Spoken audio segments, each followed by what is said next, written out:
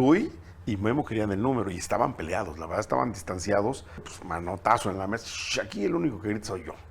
Ustedes van a arreglar su problema y lo van a arreglar hablando. Ahora viene la otra tentación por lo cual los traje el número. No, es que yo quiero el 1, yo también quiero el 1. No sé. Bueno, váyanse, arréglense, hablen y mañana me dicen en el entrenamiento quién va a ser el 1 y quién el otro número, ¿no?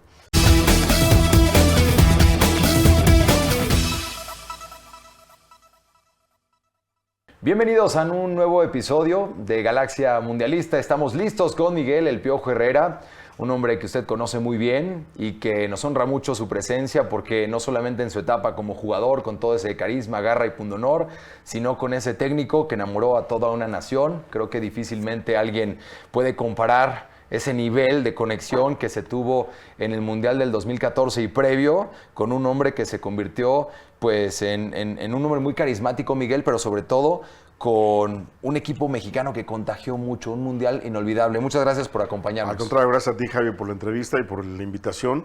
La verdad es que sí, fue un mundial muy, muy bonito, ¿no? Cuando mucha gente no esperaba mucho de la selección de ese momento porque pues, fue un proceso bastante trágico, llegar a un repechaje que nunca México estuvo en esa situación. Bueno, pues conseguimos el repechaje y luego ya se arma la ida al mundial y la verdad es que los muchachos hicieron un gran mundial. Miguel, a ti te toca nacer después del Mundial del 70 y en aquel entonces cuando México tenía estas idas y vueltas, a veces se clasificaba, a veces no. ¿Cómo fue tu percepción del primer recuerdo que tienes en la infancia de lo que eran las Copas Mundiales? ¿Quiénes eran esos primeros referentes que tú escuchabas y decías, mira, se juega cada 4 años, ¿de qué va un Mundial? Bueno, la verdad es que yo nací en el 68, antes del Mundial 70, era muy chiquito. Ya en el Mundial 74 ya empiezas a ver de referencia, ya me encantaba el fútbol, ya a pesar de que sea corta edad, pues ya estabas con la pelota atrás de ella. Y empiezas a oír el nombre de Pelé. Es yo creo que la primera referencia que tienes como nombre importante, lo que hizo Pelé, la trascendencia de Pelé, empiezas a oír el nombre de los alemanes, de Beckenbauer, de Müller, de jugadores tan trascendentes en ese momento, y empiezas a ver el fútbol mexicano, ¿no? Y empiezas a ver qué hay en el fútbol mexicano. Después me toca el Mundial ya, yo creo que con mayor conciencia, el de 78, el de Argentina, que desafortunadamente México no va por la eliminación al Mundial. Pero bueno, pues empiezas a crecer con esas circunstancias de Argentina, de Brasil, de ver esos equipos tan importantes, ¿no? Obviamente ya vives el Mundial de 1982 como un mundial épico, lo que fue en España fue un mundial extraordinario, ver a esa selección de Brasil jugar, todo lo que significó todo ese mundial, y para esperar el que realmente ya vives como aficionado al 100%, yo ya empezando mis pinitos de futbolista, el Mundial de México 86. Tú debutas en el 85. Yo debuto en el 88. ¿Hasta el 88? Pero ya estabas como futbolista no, sí, reservas. Profesional, pero en fuerzas básicas. Okay. Estaba empecé en Cachorros de Nesa, que era segunda división de Nesa, no de Toros ni nada, de Coyotes de Nesa. Yo empiezo a jugar ahí, pues todo el 86, 87 fue ser partícipe de ese Coyotes de Nesa. Subo al primer equipo de Nesa, estoy en el Cachorros de Nesa, pero termino debutando en Tecos en el 88. Ok, entonces en ese Mundial del 86 era cuando ya tenías una conexión muy particular. Cuéntanos cómo lo viviste como aficionado. La verdad que súper bien, porque me tocó ir a ver partidos al estadio de Nesa 86, porque ahí éramos locales nosotros con Coyotes de Nesa. Podíamos entrar, me tocó ese famoso 6-0 de Dinamarca a Uruguay, fue extraordinario el partido. Ahí empiezas a ver Premier Jair, todos esos jugadores impresionantes. Y después vivir siguiendo a México, ¿no? En la tele, en todo lo que era el Mundial del 86, que fue para nosotros algo indescriptible, ¿no? Los grandes referentes de aquella época y los líderes que había, ¿no? Con Quirarte, con Negrete, con Tomás Boy, como yo creo que el primer referente, y Hugo Sánchez, que había mucha contra entre ellos, ¿no? por las personalidades que tienen.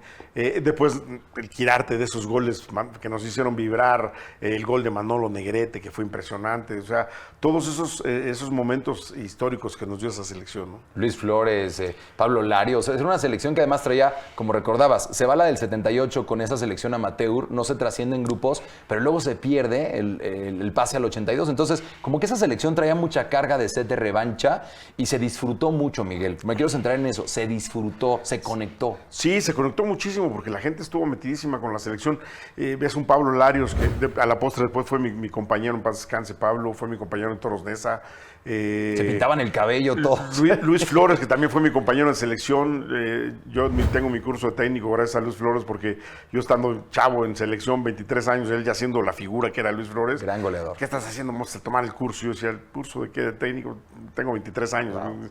Yo me falta mucho para pensar en ser técnico y me obligó un poquito con la jerarquía que tenía y uno que le hace caso a los grandes en ese momento de experiencia, me llevó a hacer el curso de técnico. Entonces, son jugadores que tengo de referencia, Hugo Sánchez, que después también fue mi compañero. La verdad es que fue un mundial que nos hizo vibrar todos, ¿no? Creo que una gran conexión, todo que se llenaba el Ángel cuando jugaba México. Creo que fue un mundial muy bueno.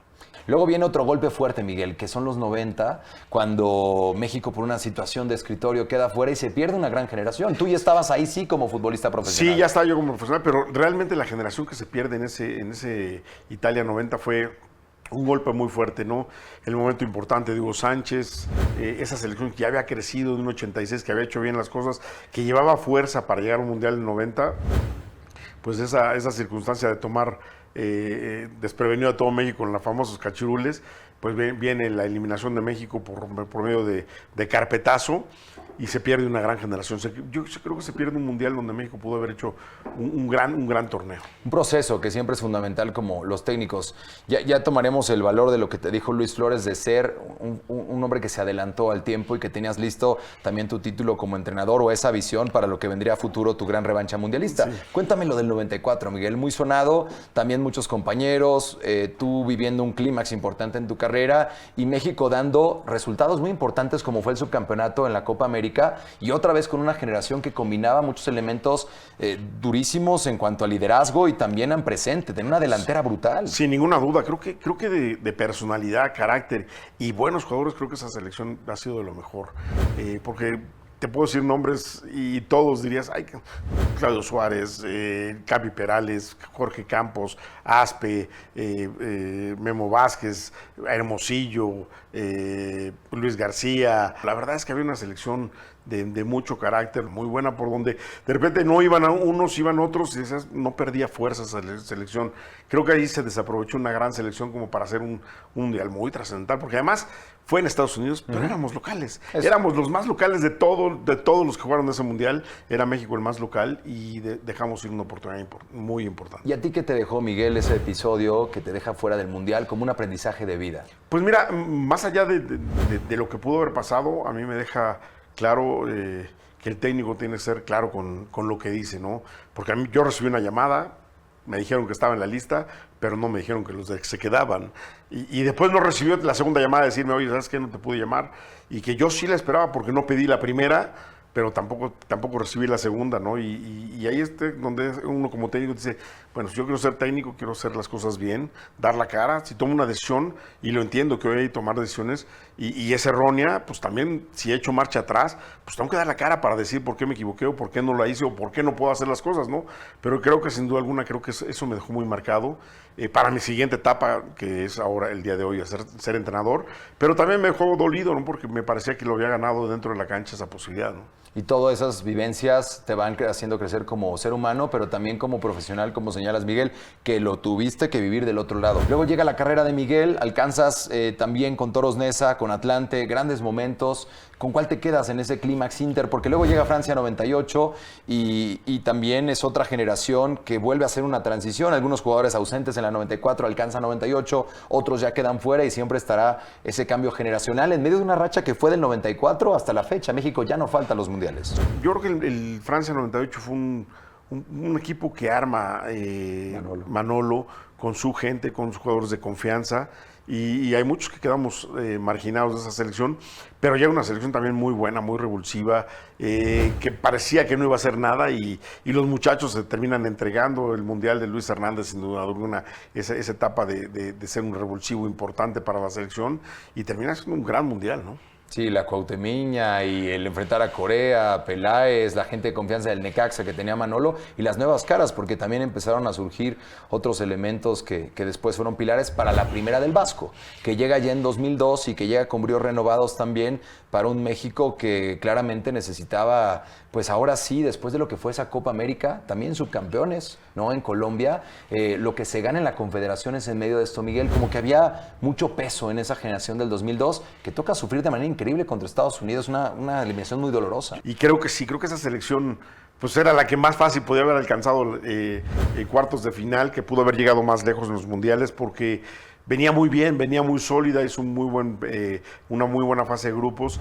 y creo que la confianza, del exceso de confianza, pues por supuesto ya lo dijo Javier, de él y de no analizar bien a Estados Unidos, y Estados Unidos sí analizarte bien, terminan ganando 2-0 cuando todos dábamos por hecho que México iba a pasar por encima de Estados Unidos. Terminas eliminando una gran posibilidad de trascender en los mundiales para México. Y creo que de todas las que nos hemos quedado todos en esa parte de cuartos de final y que unos hemos estado cerca, creo que esa era la más fácil de todas, ¿no? Y sobre todo el dolor del rival que ya se tenía dominado, porque después, incluyendo la tuya, son varias eliminaciones contra equipos que potencialmente eran favoritos. Es un fútbol superior, ya sea Brasil, Argentina, Alemania, Países Bajos, pero viene esa transición con Ricardo Antonio Lavolpe en 2006, que también, Ricardo, fue muy importante en tu carrera. Sí, es de los técnicos que dejaron marcado mi idea. Yo siempre he dicho que la de Ricardo, para mi gusto, se lo he dicho a él personalmente, me quedó a deber, porque él ha sido el único técnico que tuvo 4 años la selección completa, que trabajó con los microciclos una vez al mes durante 3 años y medio. El único jugador que estaba en Europa era Rafa Márquez, que había jugado con él, que sabía perfectamente cómo jugaban, que cuando venía a los partidos de fecha FIFA, pues lo incrustaba muy fácilmente, era un referente muy importante para Ricardo, y creo que pudo haber hecho más. Obvio, se dio un gran partido contra Argentina, pero Argentina al final de cuentas termina eliminándonos, ¿no? Y creo que esa selección que trabajó como un equipo de fútbol durante casi 4 años, me parece que tenía que haber conseguido algo más importante. Sí, y de ahí fue una generación que también mandó muchos futbolistas a jugar a Europa y se produce este salto de calidad que va preparando a la selección para llegar a Sudáfrica 2010. Nuevamente Javier el Vasco Aguirre. El respaldo de un técnico no había ocurrido con otros estrategas, le toca a Javier después de lo dolorosa que fue la eliminación en 2002, y aunque nos vuelve a eliminar a Argentina, se da una muy buena actuación, Miguel, haciéndole frente a equipos como Francia y ganando partidos importantes, conectando igual contra el anfitrión. Ahora que estuvo el Cone, que nos recordaba pues lo que fue, ¿no?, abrir el Mundial contra Sudáfrica. Creo que México, esa y la tuya que le toca contra Brasil, han sido de los partidos donde el entorno realmente en una tribuna está en contra, porque México por lo general, hasta donde lleve... Es local. Pero... Y mira que en Brasil, yo les decía antes de empezar a los muchachos, era un 80-20, ¿eh? Sí, también 75, 25. La verdad es que había mexicanos en la tribuna.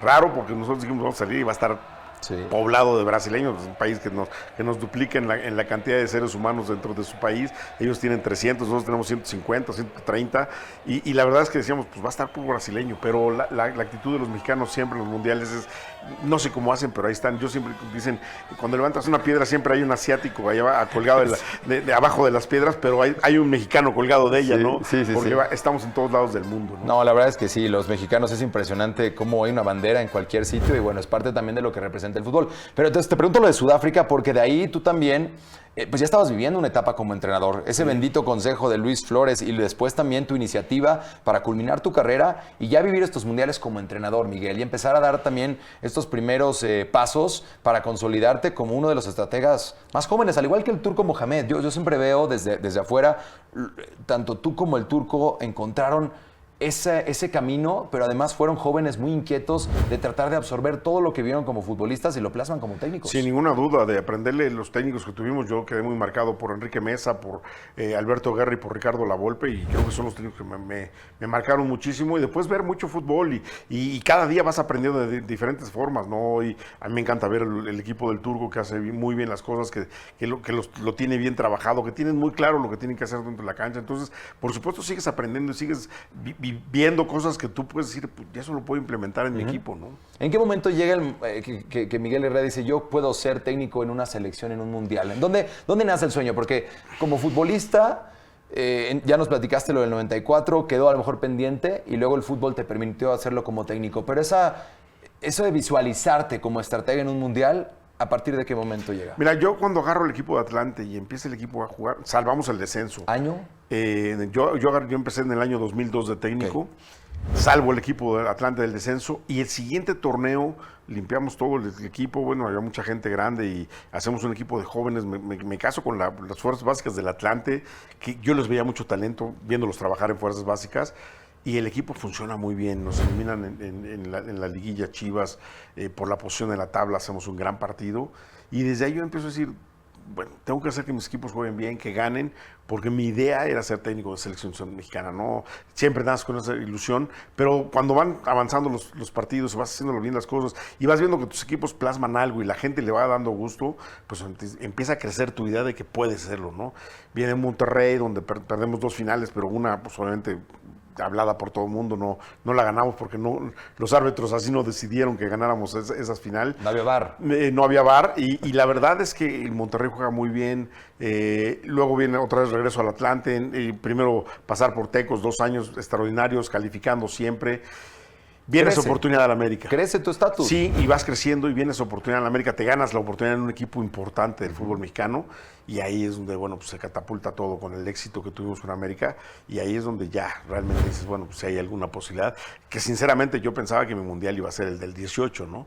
Y termina siendo el del 2014 por esas circunstancias que da la vida. Cuando yo tenía todo planteado que iba a ser mundialista en el 2004, en el 94, se me cae de la nada, porque además te digo, me lo habían dicho que estaba yo ir en la lista, y cuando no tenía nada pensado para estar en el 2014, más que de aficionado o me invitar a alguna televisora a estar presente, pues vas de técnico, ¿no? Entonces, la verdad es que pues el orgullo de haber conseguido tu objetivo y después ver cómo la selección responde dentro de la cancha me da muchísimo gusto, ¿no? Es que el fútbol, como la vida, ¿no? Da muchas vueltas. Así, la pelota va, viene y ese 26 de mayo 2013 muchos decían o va a ser para Memo Vázquez o va a ser para Miguel. Y no es que eso termine por marcar, pero sí puede pasar por la mente terminó de un marcando, ¿no? Porque si Memo también tenía los méritos para exactamente, si a lo mejor Memo hubiera ganado, Memo estaría sentado aquí. Así es el fútbol. Y yo tratando de agarrar equipo, ¿no? Pero bueno, desafortunadamente para él, y que es un gran amigo que me dio el fútbol, tenemos muy buena relación, Memo y yo, desafortunadamente para él, pues no consiguió el objetivo y yo sí, y bueno, pues ese giro que da la vida, ¿no? Incluso el Chepo, que venía haciendo bien las cosas en el fútbol mexicano, bastante complicada la eliminatoria, pero bueno, Miguel, ahora sí, llega el llamado, llega el momento. ¿Dónde estabas cuando te dicen, Miguel, yo estaba en el hospital, y no digo en el hospital porque en un consultorio del hospital fui a acompañar a mi esposa a su cita, ¿no? Con el ginecólogo. Estaba yo ahí, ahora sí que de metichón, sentado ahí, y de repente me entra una llamada y ¿qué pasó, Ricardo? Le digo, estoy aquí. Me dice, ¿dónde estás? Estoy aquí con el hospital. ¿Qué pasó? No, le digo, con mi esposa en la cita de ginecólogo, vente para mi casa. Y yo, bueno, pues espérame, déjame arreglo esto, le hablo al chofer, le digo, vente para acá, espera a la señora, agarro mi carro y me lanzo para casa de Peláez, llego a casa de Peláez, está sentado Justino Compeán, Héctor González Iñárritu, John de Luisa, Ricardo Peláez, Maribucio Culebro y Santiago Baños, que se había adelantado, ¿no? Yo le había dicho que se fuera para allá, pues vivía muy cerca de ellos, llegó antes que yo, y yo decía, bueno, ¿qué está pasando aquí, no? Y ahí toma la voz cantante Justino y me dice, bueno, vas a ser el técnico de la selección. Y vamos a hacer lo que tú nos digas porque tenemos que ir al Mundial sí o sí. Y yo dije, bueno, mi idea y mi posición que ya se le había contado yo a John y a Ricardo previo en la semana que me estaban diciendo, a ver, ¿cómo es eso de dirigir 2 equipos? Yo decía, es muy fácil dirigir 2 equipos. Bueno, mi idea era decir, pues voy con la base de lo que hay en México, ¿no? Porque me daba cuenta que los europeos que venían para México pues perdían mucho tiempo en la recuperación, el equipo se caía en los segundos tiempos. Dije, si queremos el boleto, es la base del América, la gente de León, 2 o 3 de Santos, que era el Cepillo, Peralta y Escobosa, unos de Chivas, así de diferentes equipos, pero la base de América y León. Como tú digas, como tú pienses, pero tenemos que ir al Mundial. Sí. Y bueno, viene ese famoso partido, 30 minutos, 28 minutos y cachito, el equipo encima, pero no caía el gol, y entre la gente medio con dudas y desesperándose, y nosotros tranquilos, pero sabíamos que íbamos a ganar, pero teníamos que ganar holgado para ir a Nueva Zelanda con un marcador que nos diera la posibilidad de tranquilidad, ¿no? Y bueno, cuando cae el gol de Paul Aguilar, pues ahí ya se vino el racimo, 5 goles, y era todo felicidad. Justino me habló hasta el presidente, el equipo que habíamos hecho, que había jugado muy bien, pues nos vamos con todos. Había mucho malestar en los europeos porque no los había tomado en cuenta. Después de conseguir el boleto hablé con todos ellos, les expliqué mi idea, lo que fue, pero les dije también que la base de la selección iban a ser ellos, que no había yo pensado en otros que ellos, que no este equipo que yo había llevado iba a ser la base del Mundial. Lo tenía muy claro y bueno, después me tocó ir a visitarlos y platicar con todos ellos. Y la verdad es que entre molestias y enojos y aceptaciones, pues todos dijeron sí, vamos a la fecha FIFA de marzo, que fue la única fecha FIFA que tuve yo, que realmente fue el único partido que tuve yo para ver y decidí tomar decisiones, porque después de ese partido, en mayo ya tenía que estar yo dando la lista. Creo que decidimos lo más coherente, los jugadores que venían haciendo muy bien las cosas, y bueno, arranco un mundial muy bueno, ¿no? Es una decisión que cambia la vida, Miguel, pero que cuando ya te das cuenta, ya no ve ni cómo salirte. Y de repente después de esa junta, dices, la responsabilidad de todo un país futbolero, pasional, donde el técnico de la selección está en una silla caliente. Pero evidentemente también si las cosas van bien, te conviertes en una personalidad donde la gente en las calles, los imitadores, el piojo por acá, el piojo por allá y todo el mundo y las marcas, los comerciales. O sea, realmente es una sacudida de algo que a lo mejor, Miguel, alcanzaste a ser el hombre más famoso de México en ese año. Sí, la verdad es que fue muy animático, porque cuando yo decido esto y toman la decisión en América, anuncia esta situación la federación, pues las primeras preguntas de todos los periodistas que estaban ahí, ¿por qué? ¿Por qué tomar esta decisión? ¿Por qué arriesgar lo que va bien en tu carrera en un partido? Porque si te va mal, pues todo lo que hiciste bien con América se puede caer al piso, ¿no? Y yo decía, porque las oportunidades no te llegan siendo bonitas, ni de color de rosa, ni te van a dar oportunidades cuando todo está bien. No hay espacios cuando todo está bien.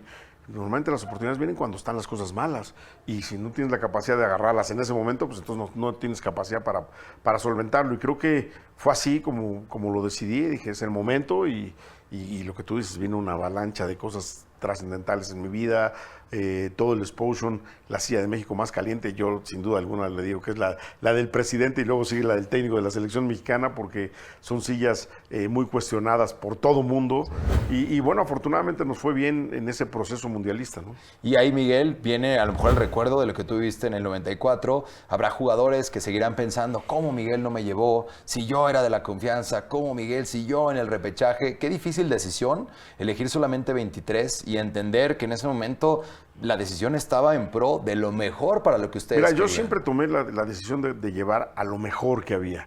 Y después a los que tenía ahí entrenando les dije, tienen que entrenar muy bien. Y ahí definiré quién.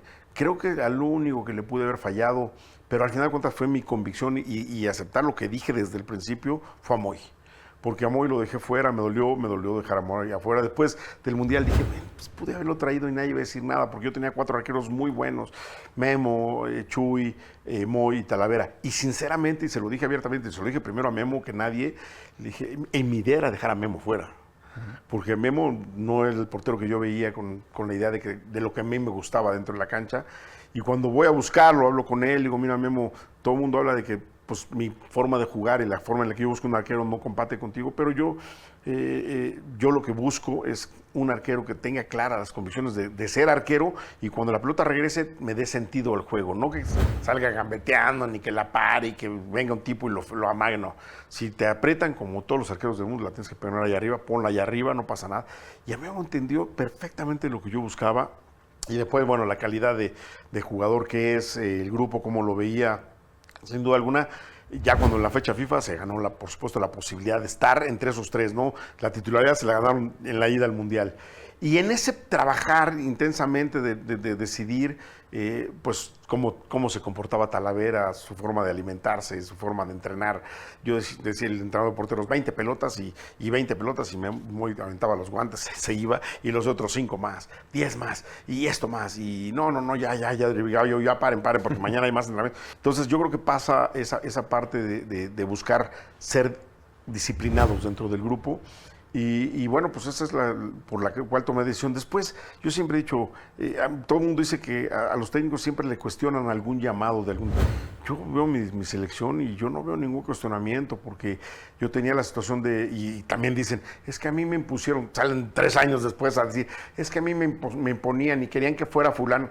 Es mentira, es mentira. Y si te lo impusieron en ese momento, dices, ¿sabes qué? No, gracias, ahí les dejo su changarro, yo me voy y voy de otra cosa. A mí me dijeron, lo de Pulido está difícil porque Pulido está ahí en negociaciones con Tigres y no arregla y no...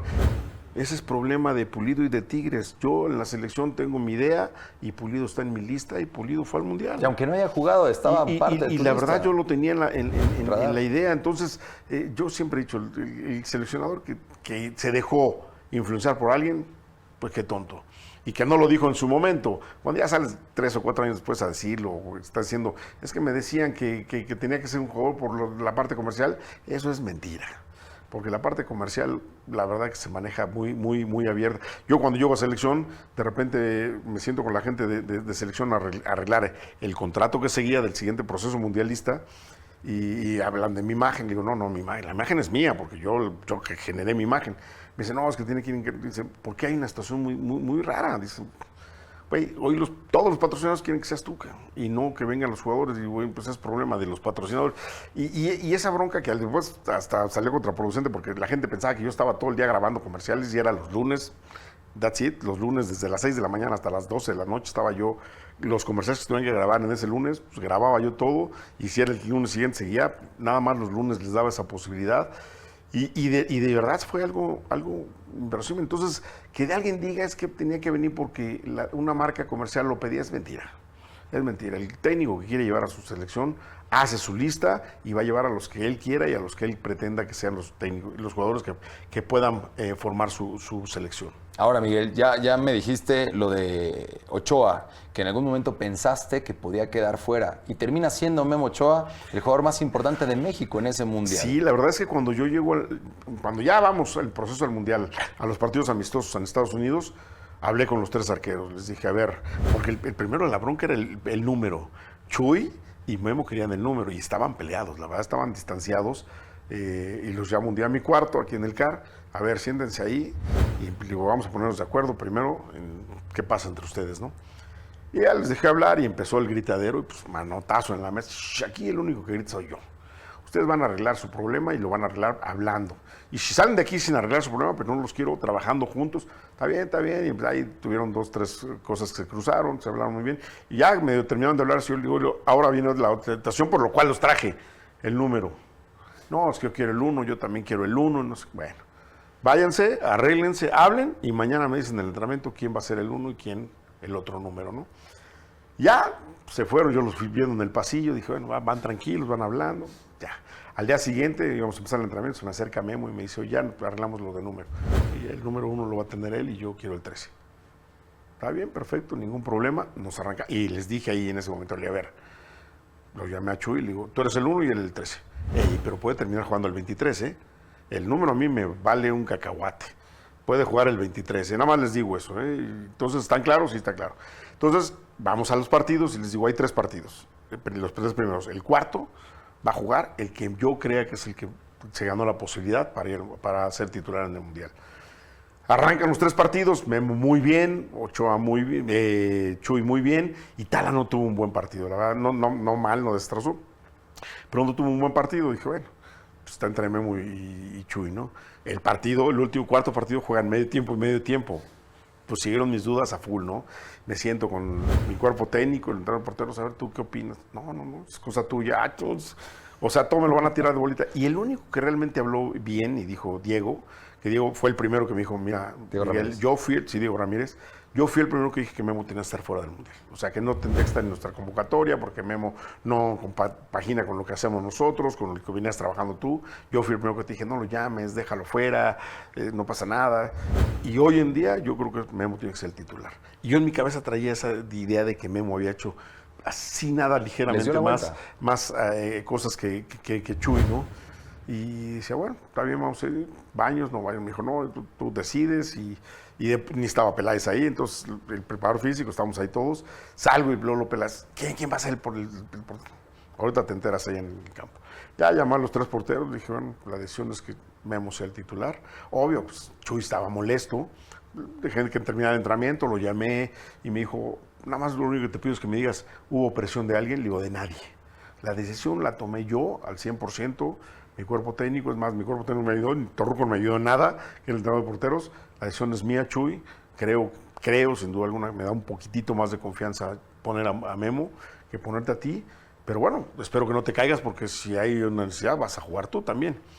Y Memo, de ahí tuvo mundiales, ha tenido mundiales extraordinarios, ¿no? No, espectacular, Miguel. La confianza que tomó Memo fue extraordinaria. Bueno, son momentos que le llegan a cada persona. Chuy tuvo también sus momentos de competir con otro entrenador. Y Chuy se termina yendo yo lo llevo a Tijuana, cuando ya está en su retiro. Justo. Lo invito para que venga a Tijuana, porque la situación con Chuy siguió de muy buena forma. Un profesional. Yo creo que al final de cuentas él dice, bueno, pues sí, me molestó, pero viniste a la cara y me lo dijiste a mí y fuiste congruente con lo que tú siempre estabas Cuando hablando. ves el ¿no? Mundial de Memo, creo que cualquier Sí. portero dijo, bueno, ahí está, ¿no? O sea, Sí, Memo sí, Ochoa tuvo un momento espectacular. Llegamos al momento clave de esta galaxia mundialista, Miguel. Ahora sí, cuéntanos esos 3 partidos.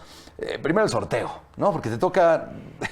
No pude ir anfitrión. porque yo regreso del partido de repechaje a incrustarme otra vez a la América, ¿no? Estaba en liguilla. Sí. Y entonces me toca ver el sorteo en el CAR, en una sala, nos pusieron la tele ahí, y los periodistas y todo para ver el resultado, porque pues no, estaba yo concentrado con el América para ver el sorteo del Mundial. Y cuando empieza el bombo, lo primero que yo me volteo y le digo a Peláez, van a sacar la pelotita de México. Dije, México. Y me dice, no, ¿cómo México? México. Pues en el bombo de Brasil y sale México. Y yo dije, seguro, estaba yo consciente que nos iba a tocar con Brasil. Puta, pero nos va a ganar. No nos va a ganar, güey. Vamos a salir a ganar. Imagínate, vamos a ganar a México. Va a ganar México en Brasil, a Brasil. No vamos a dar la vuelta al mundo. Locuras que uno piensa de repente, ¿no? Pero después de todo eso ya, de repente dices Croacia y Camerún. O sea, era un grupo muy fuerte, ¿no? Porque al final de cuentas Camerún, un equipo de los muy fuertes africanos. Croacia, el que le llaman el Brasil de Europa. Y luego Brasil en su mundial, que todo diagnosticaba que Brasil va a ser el campeón del mundo en su país. Hijo, dices, bueno, pues esta nos tocó y hay que trabajarla, ¿no? Y realmente yo no había trabajado con los seleccionados, estaba en el bombo, fue en diciembre, yo la fecha FIFA la tuve en marzo. Me fui en enero a hablar con todos los europeos y a verlos y platicar y empezar a aterrizar todas las ideas que teníamos con ellos, pero eran ideas en un papel, en una mesa, y faltaba mucho para trabajar, ¿no? Tus 3 hombres de confianza, Miguel, en la cancha. Rafa, sin duda alguna, Rafa Márquez, el primero, al cual obviamente le di todo el estandarte de ser el capitán, de ser importante. Guardado, y la verdad después, entre que la idea era tener a Oribe, al Chícharo, a Gio, terminó siendo Memo el tipo ya en la cancha, ¿no? Pero jugadores de muchísima jerarquía, No, mucho peso que todos. contagiaban. Y la verdad es que no pude llevar a Vela, ¿no? Lo intenté, pero no pude. Pero había sido una delantera impresionante. ¿Ya no te tocaba a ti? ¿Fue una decisión de él? Sí, la platiqué con él y hablé con él y me dijo, no quiero, no estoy metido. Me hicieron muchas cosas malas ahí, no. Después, él volvió a hablar después del Mundial, en la primera fecha FIFA, y me dijo, sí quiero estar, quiero ir, quiero vivir lo que está pasando. Todos me han dicho que está muy bueno. Y justo el partido contra Holanda de regreso, 3-2, ganamos con 2 goles de Vela en Holanda. Y yo le decía, 3 meses atrás esto hubiera sido. Te necesitábamos Sí, contra 3 los meses Países atrás, Bajos. ¿no? A ver, entonces viene ese primer partido, Miguel, ¿y cómo lo vives? Una noche antes, tenías la alineación decidida, era la presentación, había que salir a ganar. Yo siempre trabajo con el equipo que pienso que va a iniciar, ¿no?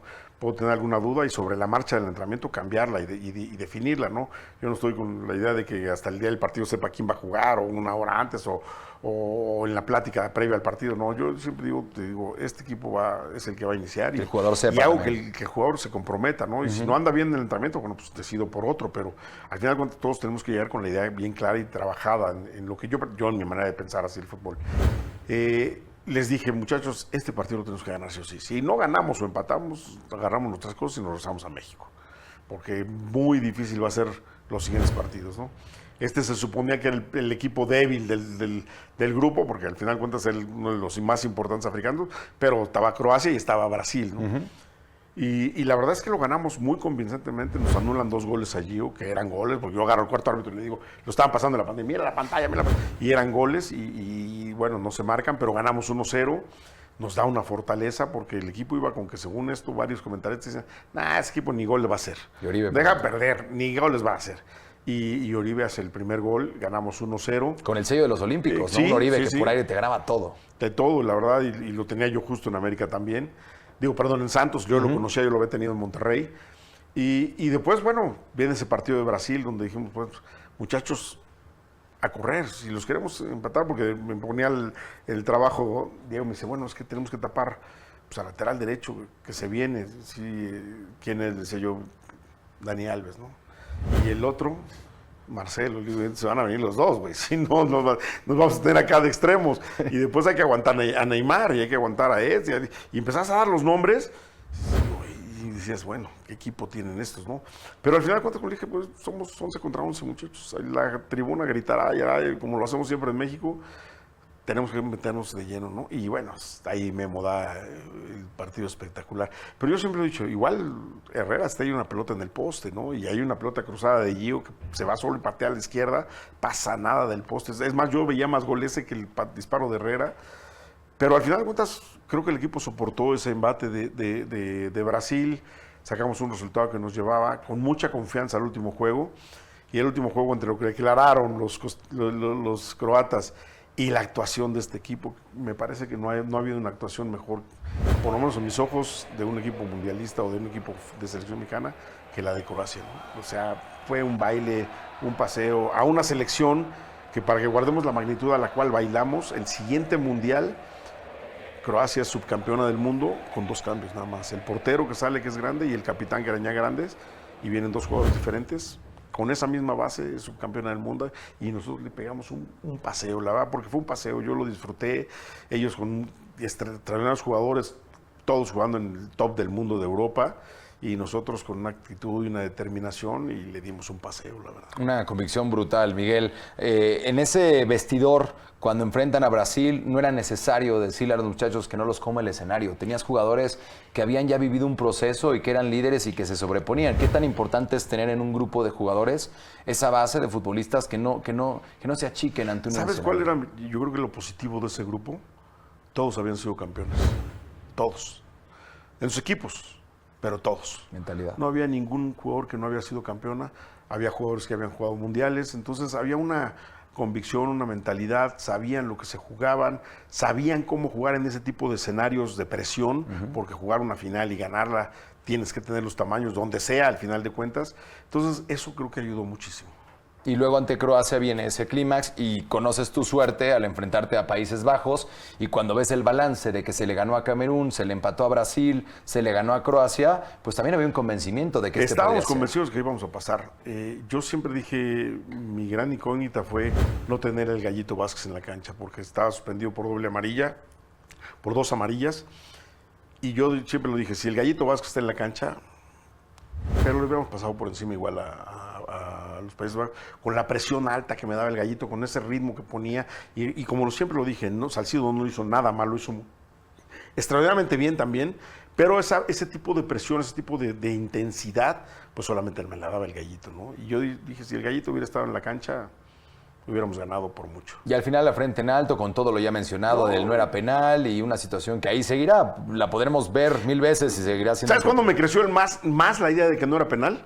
Ahora en un partido de Europa, que es una jugada muy similar, creo que fue en el Champions, en el París contra el Bayern, esa jugada que puntea a un defensa y que el otro se cae y que va el árbitro, marca penal, va y la revisa, y es una jugada muy similar a esa, y lo quita el penal y dice no es penal.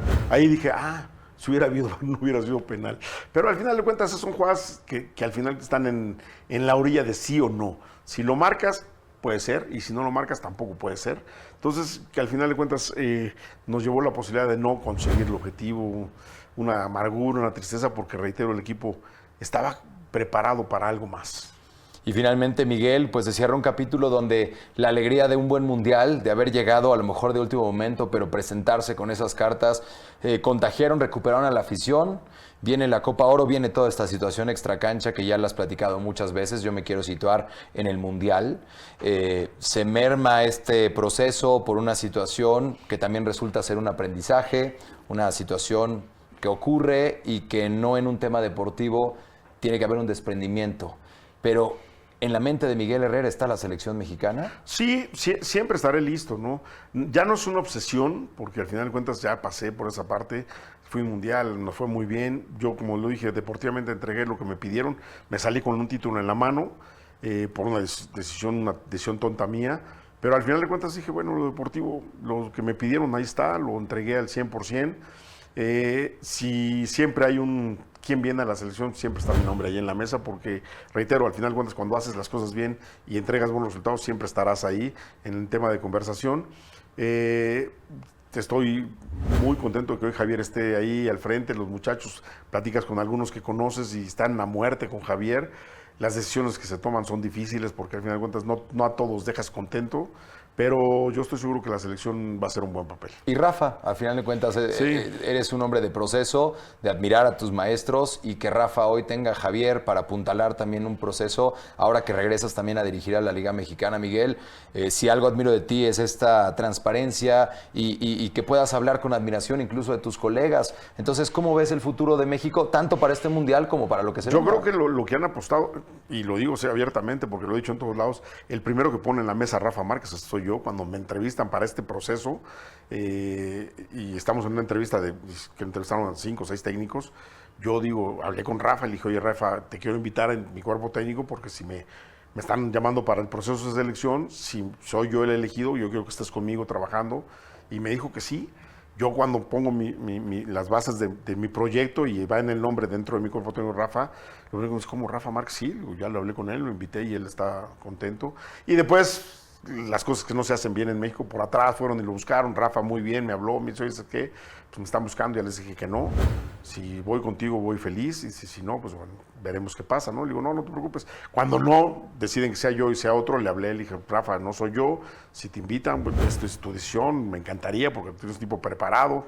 Dice, no, me voy a quedar que me invitaron, pero para agarrar la sub-23, prefiero seguir acá en Europa. Le digo, bueno, pues te felicito, te iré a buscar algún día para platicar y verte cómo entrenas. Y hoy la decisión que han tomado creo que ha sido la más lógica, porque al final de cuentas, si sacas a Rafa de un proceso donde iba y ya su nombre sonaba para dirigir al Barcelona, Barcelona, no al Barcelona B donde estaba, pues quiere decir que hiciste una gran elección y prometerle el siguiente proceso de inicio para que él obviamente trabaje en sus anchas y ya conociendo al grupo como auxiliar, creo que va a ser un muy buen proceso para Rafa. Miguel, Rusia y Qatar finalmente para cerrar. ¿Qué se dejó de hacer? 2 técnicos extranjeros, fue un aprendizaje. Yo siempre he pensado que los técnicos de las selecciones tienen que ser nacionales. Pueden haber gente que venga a aportar, que son de casa. Lo vimos con La Volpe, que es mexicano, sí, porque aquí toda su vida, el fútbol, ha hecho toda su conoce. Vida. Pero cuando viene alguien de afuera, y te pasó lo mismo ahora, seguramente con toda esa presión mediática con la gente de Costa Rica, es difícil, ¿no? Lograr conectar con algo tan valioso como una selección cuando hay un nacionalismo de por medio del fútbol, rompe este esquema donde se siente hasta como traición a la patria, a los naturalizados, o como un técnico extranjero en otro país. Es fútbol, pero es entender cómo lo vibra la afición. Sí, sin ninguna duda. Yo creo que en Rusia, para mí, las rotaciones de Osorio fueron las que nunca me gustaron. Me parece un técnico que hizo bien las cosas, que trabaja bien, pero sus rotaciones no dejan tranquilo al jugador y no le dan la convicción de que quién es la base de la selección, ¿no? De repente arrancas un partido y ganas muy bien y el equipo se ve muy bien, muy sólido, y vas al siguiente partido y haces 6 cambios. Entonces, dices, a ver, ¿cómo? O sea, ¿no entiendes tú eso como técnico? Dices, pues no le estás dando la secuencia que lleva un equipo, ¿no? Y creo que eso es lo único que yo le podría criticar a Juan Carlos, porque después hizo un buen trabajo, nos quedamos también en la orilla, con un grato sabor de boca con el partido contra Alemania. Pero jugaron mejor ustedes contra Brasil que ese México contra Brasil. Esa quería llegar, porque ahí estuvimos viendo cómo México no cruzó el medio campo en esos octavos de final contra Brasil, y cuando decíamos, ¿cómo es posible que hace 4 años México en Brasil le puso uno en el poste y le jugó? O sea, creo que ahí intentamos. Sí hay un dejo. Por eso te digo, pero yo creo que pasa más porque el jugador no sabía titular. Llegaban al partido sin saber quién iba a iniciar. Y tú no te garantizaba haber tenido un gran partido, un partido antes para ser titular en el siguiente, porque venían esas ideas de Juan Carlos, que reitero, nunca las compartiré. De repente decir, cambio, roto estos, ¿no? Cuando estás con un equipo y tienes dobles jornadas, dices, bueno, tienes 26 jugadores, siempre están contigo, te da para de repente rotar, para de repente cambiar, descansar a unos, pero en un mundial tienes 3 partidos, no tienes más. Tienes 3 partidos, todo el mundo dice, es que un mundial son 6, no, son 3 partidos. Y después de 3 partidos te vas ganando el cuarto, te vas ganando el quinto y te vas ganando el sexto, ya hasta el séptimo, ¿no? Porque ahí ya son más partidos. Pero son tangibles, tienes 3 juegos, entonces no puedes hacer de un partido de que juegas en domingo para jugar un partido en viernes o en jueves, en 4 o 5 días, cambiar a 6 jugadores. Porque entonces, y reitero, no tienes esa base dentro de la cabeza de los muchachos que de repente se entiendan el contención que ya sepa que tus 2 volantes son los que siempre tienes, ahora tienes otros 2, o el volante por derecha que tenga ya otros compañeros, o ya tenga otro 9, que en lugar de tirar un centro se mueve y se bota. O sea, todas cosas que marcan diferencia en un equipo, ¿no? Yo creo que ese es para mí el error más grave de Juan Carlos. Pero reitero, es un mundial donde se le gana a Alemania, que también hay que decirlo, a la peor Alemania, porque pues al siguiente, que es la única. Hasta ese mundial, México, Brasil y Alemania habían pasado la fase de grupos en los últimos 6 mundiales, ¿no? Pasa ese mundial, Alemania no pasa a la fase de grupos, México sí, y hasta el siguiente mundial eran nada más 2 equipos los que habían pasado a la fase de grupos, y bueno, México dejó de ser. Y la perdemos en Qatar. Entonces yo creo que esa parte de Juan Carlos. Y la parte del Tata, a mí el primer año del Tata, que a mí sí me molesta hablar del Tata, porque me parece que fue un tipo no puedo decir sinvergüenza, fue un tipo poco leal a lo que se le había dado en México. Y no porque nunca diré que regaló el partido, porque nunca tendré las pruebas contundentes para decir eso, ni que se vendió. No, eso es una estupidez decir eso, porque me parece que es un tipo profesional. Pero sí, teniendo una selección que pudiera haber estado más fuerte, no la puso. Y no es que la haya debilitado, no, por la consecuencia. Creo que pudo haber él dejado fuera a Argentina del Mundial, donde a la postre Argentina se convierte en el campeón del mundo. Y lo digo ¿por qué? Porque tú tienes al mejor contención de la selección mexicana, uno de los baluartes que podría haber sido capitán, que estaba Memo y que estaba algunos con referencia a lo mejor un poco más grande que la de Edson, pero Edson era el mejor contención que tenía México, y no lo pones contra el mejor jugador del mundo. Para ver si lo contenía. No sé, igual a lo mejor a él también lo pasaba por encima, porque Messi es capaz de pasar por encima de cualquiera, pero por lo menos pon a tus mejores hombres dentro de la cancha. Y el Tata no lo hizo. Entonces, el primer año me ilusionó, porque vi una selección que tenía una idea, jugaba muy bien, después se vino para abajo. Y ahí es donde yo digo que los mexicanos somos malinchistas, ¿no? Porque si esto le hubiera pasado, le pasó al Chepo, se le vino para abajo y salió el Chepo, ¿no? Buse no tiene un buen resultado, al final de cuentas consigue el repesca, no les convenció y se va el Chepo, se va Buse. Se pasó Luis Fernando un par de partidos, se fue Luis Fernando. O sea, cuando son mexicanos no dudan en tomar esa decisión, pero cuando es un extranjero le dieron todas las armas. La selección ya venía en picada sin tocar, ya iba para abajo, ya se veía un desplome total un año antes del Mundial. No se tomó una buena decisión, se dejó que fuera él al Mundial. Es más, yo hablando con uno de los directivos de ese entonces, decía, es que a 3, 4 meses del Mundial, él quería sacar al Tata del Mundial, sientes que no nos va a ir bien. El señor no está trabajando bien, no está metido, está viviendo en otro lado, está bien a ratitos y no está metido en lo que nosotros necesitamos. Y bueno, pero no pudo la fuerza los demás, no, se quedó y fue el peor mundial que hemos visto a México, ¿no? Y reitero, yo creo que pudimos haber eliminado a una Argentina que no atravesaba un momento. Después tomó esa confianza y con los jugadores que tiene y con el jugador, uno de los mejores jugadores del mundo y de la historia, Messi termina siendo campeón, ¿no? Pero yo insisto, creo que México pudo haber dejado fuera a Argentina, porque Argentina justo había perdido contra Arabia, y entonces el siguiente partido, si México empataba o ganaba, estaba fuera. Sí, fue un momento donde se perdió una oportunidad de oro y, como señalas, la parte técnica, porque cambiar a línea de 5, no jugar con un 9, Henry se quedó con ganas de estar en ese partido. Todo, y no llevar al Santi desde el primero. Santi, la declaración. Santi se queda al final, en la lista final, cuando Santi venía haciendo las cosas muy bien. O sea, pequeños detalles que fueron creciendo que las decisiones no fueron bien tomadas. Entonces, por eso, siempre que hablan del Tata, yo, hijo, me da ese dolor de estómago que digo, ¿Qué error tuvimos de tener ese tipo aprendizajes en nuestro fútbol? Y reitero, es un gran técnico, sí, que le ha ido bien lo hizo con Paraguay, pero en México fue un desastre. Sí, pues confiar en los mexicanos. Bueno, pues Miguel, estamos concluyendo esta Galaxia Mundialista. Sé que hay todavía mucho que hablar con Miguel Herrera. Yo agradecerte este tiempo, que es muy valioso, para que nos recapitules desde el día 1, cuando de niño veías a los mundialistas, y ahora disfrutar este mundial, Miguel. Ya lo haces como un técnico activo, lo vas a hacer como comentarista también, como alguien que adora el fútbol. ¿Tu sentir rápidamente para este 2026? Pues reitero, espero que la selección haga un gran mundial. A mí la convicción que me da es que los jugadores están con Javier. Si yo viera una selección distante a lo que el técnico dice y hace, entonces diría nos va a ir muy mal, porque no tenemos unas grandes figuras y nos va a ir muy mal. Pero veo que esa selección está comprometida con Javier y Javier está metida con el grupo, entonces espero que esa convicción nos haga que el Mundial sea bueno. Pues Miguel, muchísimo éxito en el Atlante y ojalá también, pues en un futuro eres un técnico joven, ya con una trayectoria muy ganada y cuando las circunstancias se den, yo sé que tu corazón siempre está también para regresar a otro Mundial y que sea en la cancha también, que es donde amas estar, hoy apoyar a Rafa, hoy apoyar a Javier, pero como siempre levantar la mano con tus actuaciones para poder ser tomado en cuenta. Muchas gracias, Javi. Igual que tú respiras fútbol en tu casa, tu mujer, en mi casa no se habla de otra cosa, entonces esperemos vibrar un buen Mundial porque estamos en nuestro país, porque va a ser para todos los mexicanos y apoyar a la selección al máximo.